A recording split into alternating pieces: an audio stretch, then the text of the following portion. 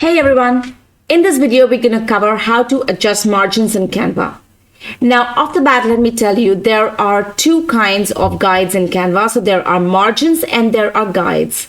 So if you go to File, Settings, and you see Show Margins, and then here you see this very faint line here, this gray line, that is the margin.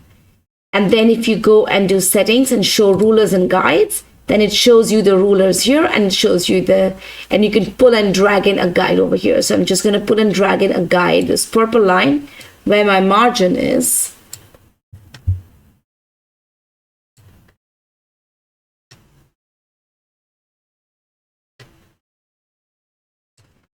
And so I've added guides to my margin.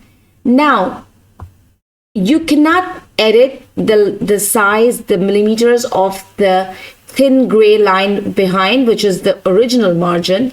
What you can do is create your guides in such a way that the text or any information does not go on top of it and does not get cut out.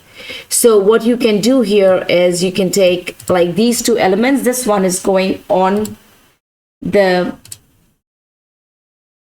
guide, so I'm just going to select it and move it up. Now you see when I'm trying to select the guide or this element over here, the guide is getting selected. So what I'm going to do is just lock the guide.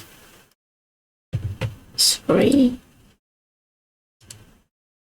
I think I can just lock the guides. Here again, lock guides, so it does not move, and now I can move my element.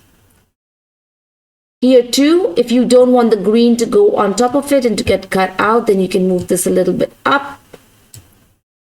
This is a little bit up.